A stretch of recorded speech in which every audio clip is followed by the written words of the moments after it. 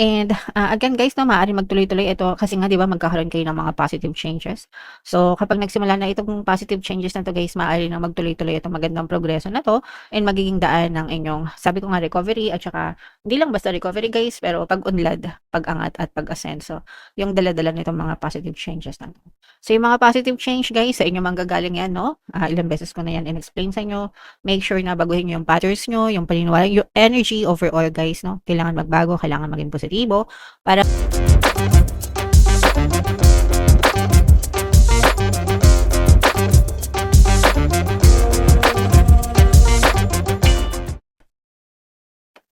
hello guys, hello Pisces. Welcome back to Pinoy Pixie Tarot. Ang pamagat ng episode natin for tonight is mid-month kapalaran guys para ngayong June 16 to 30 para sa Pisces, Sun, Moon, Rising sign, and Venus. Unahin natin tong deck na to guys. Tingnan natin yung mga angel messages para sa inyo. So, meron tayong woman holding a heart in reverse position. Ibig sabihin nito guys, for some of you, pwedeng medyo overwhelmed yung emotions nyo, no? Ngayong June pala, sorry, June 16 to 30, na pwedeng meron kayong mga negative emotions na nararamdaman, may mga tampo, may mga complications, mga kapiksi, pwedeng may mga tampuhan kayo sa ibang tao, pwedeng sa romantic relationship or non-romantic relationship. For some of you guys, I'm also sensing na parang ina-isolate nyo yung sarili nyo, no? Parang gusto nyo muna, kayo lang, nagsosolo kayo, ayaw nyo muna ng connected sa ibang tao. So, parang medyo nag-i-emo-emo kayo, guys. And okay lang yun kasi may mga times talaga na gano'n na parang medyo nagiging, emotional tayo. And you as a water sign guys, parang medyo natural sa inyo yung gano'ng magkaroon ng gano'ng klaseng, surge of emotions. And eto naman, mga kapiksi, for some of you, parang hindi nyo pa lubos na matalikuran 'no, yung mga, tao, bagay, sitwasyon, na na alam niyo yun, naging bahagi ng buhay niyo. Parang hindi pa kayo ready, na magbabay, hindi pa kayo ready to walk away, hindi pa kayo ready na mag-move on. Puwedeng sinusubukan niyo na, pero a part of you is, kasama pa rin ng mga tao, bagay, sitwasyon na yun. Yeah, and maaaring yun din yung reason kung bakit heavy yung inyong pakiramdam, mga ka-Pixie. It's heavy, heavy on the heart, guys. And another message, Pisces. Eto naman guys, ibig sabihin nito konting, tiyaga na lang, 'no? Konting tiyaga na lang, konting pasensya na lang. This is more of like a timeline energy, mga ka-Pixie, 'no? Na parang konting kembot na lang guys, konting tumbling na lang, kung ano yung pinagdadasal niyo, puwedeng-puwede niyo na siyang, makuha, guys, okey? Alright, so yeah, comment down below if naka-resonate kayo diyan, Pisces. So, eto naman is sa love guys 'no, tingnan naman natin yung love message or love advice para sa inyo ngayon. Keep the door open. Don't be so focused on a closed door that you don't see the one switch open for you. Eto guys, feeling ko saktong-sakto kasi nga, yung iba sa inyo 'di ba, parang hindi kayo maka-move on kagaya nga ng sabi ko sa inyo, puwedeng sa mga ex 'to or sa mga previous relationship niyo itong sinasabi na 'to. Parang hindi kayo maka-move on, di niyo ma-release yung mga ex niyo or yung mga past relationship niyo na nagiging dahilan kung bakit sarado yung puso niyo, 'no? So, sometimes masyado tayong naka-focus dun sa mga tao na past na hindi tayo maka-let go, na nahaharangan natin yung potential na panibagong relasyon sana na dadating sa buhay niyo. Relasyon na deserve niyo, person na deserve niyo, the right person that will treat you better, 'di ba? Will treat you right. Kasi masyado tayong stubborn. Yung iba sa inyo 'pag sinabing stubborn, matigas ulo puro XXX kahit na yung X, sandamakmak na red flag na. May mga gano'n guys 'no, kahit na ilang beses silang sinaktan, paulit-ulit na, niloko, hindi pa rin maka-move on, gusto pa rin makipagbalikan sa mga ex. And naiintindihan natin 'yan guys kasi it's coming from fear of abandonment, fear of rejection guys, and sometimes yung ilang taon 'no, minsan kasi ilang taon yung pinagsamahan, hindi biro kaya mahirap ding, talikuran. So, okey lang 'yan. Pero don't be again 'no, sabi nga dito, don't be so focused on a closed door na hindi niyo na wini-welcome yung bago 'no. So, sayang naman mga kapiksi, baka mamaya nasa bagong pinto na pala yung Prince Charming mo, hinaharangan mo pasok. So, it's a message na matutong mag-let go mga kapiksi. So, yeah, comment down below if naka-resonate kayo diyan. Shuffle natin 'to Pisces, hanapin natin yung energy niyo. Habang sina-shuffle ko 'to guys, panoorin niyo muna yung video natin regarding sa ating paano mag-manifest ng abundance video course. Kapiksi, sawa ka na ba sa mga struggles at hirap sa buhay mo? Masipag ka ba at masikap sa buhay ngunit hindi ka pa rin umaasenso? Ilang beses ka na bang nag-attempt magnegosyo at mag-invest pero palagi ka pa rin nalulugi? Sa pagkakataon na ito ay maaaring may subconscious beliefs ka na nagiging balakid sa iyong pag-unlad at pagyaman. Introducing, paano mag-manifest ng abundance video course.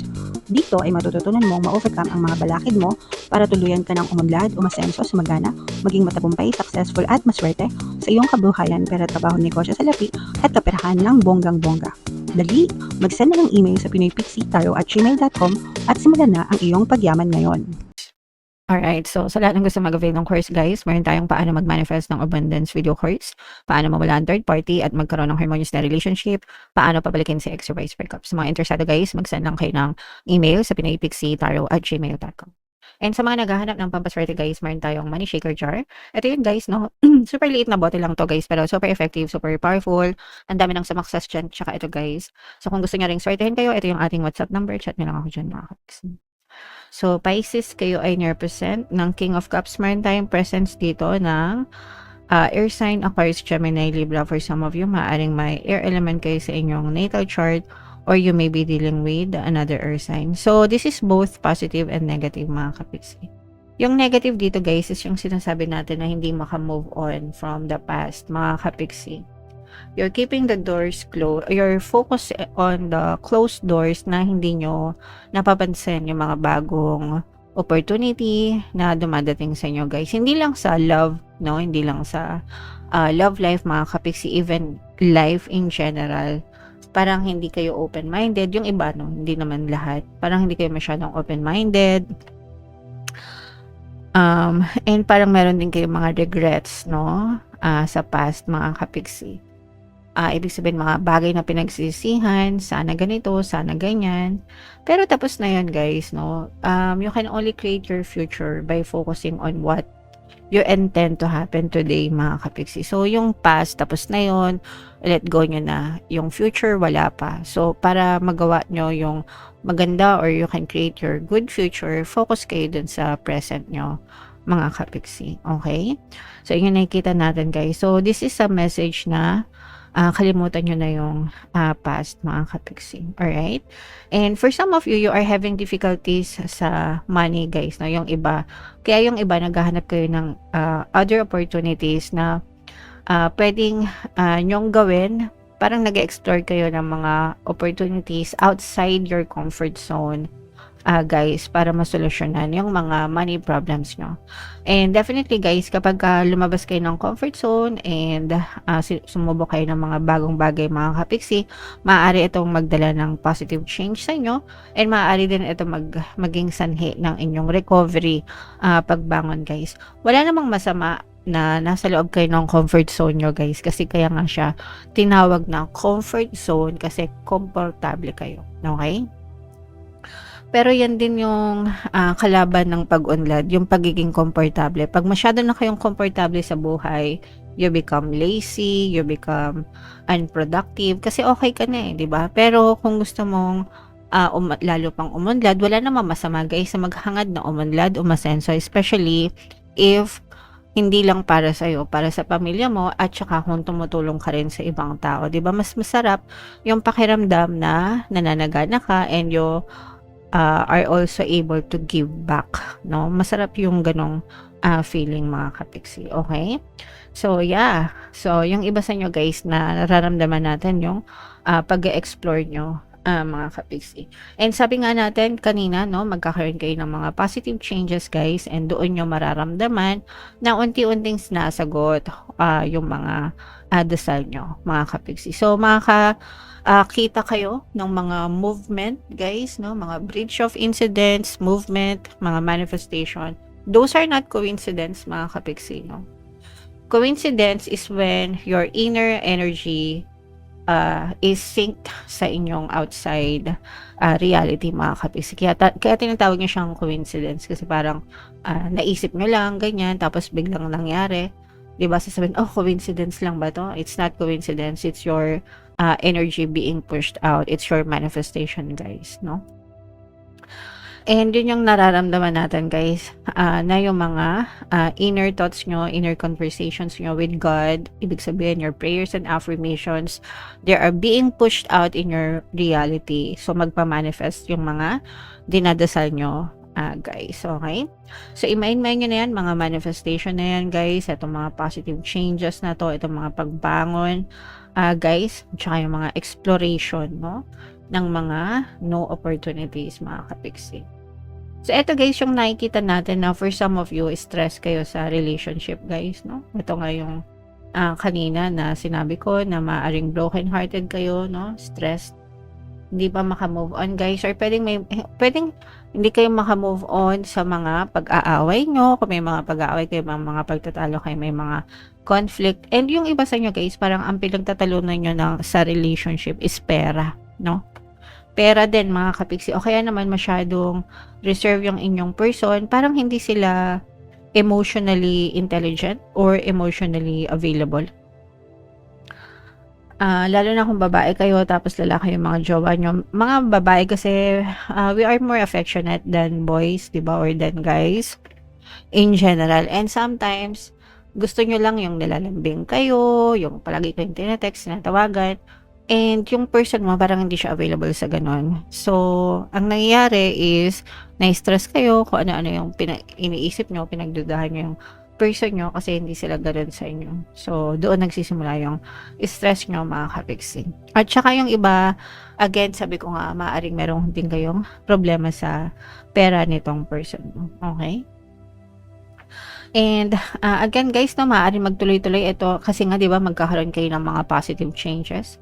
So kapag nagsimula na itong positive changes na to guys, maaari nang magtuloy-tuloy itong magandang progreso na to and magiging daan ng inyong, sabi ko nga, recovery at saka hindi lang basta recovery guys, pero pag-unlad, pag-angat at pag-asenso.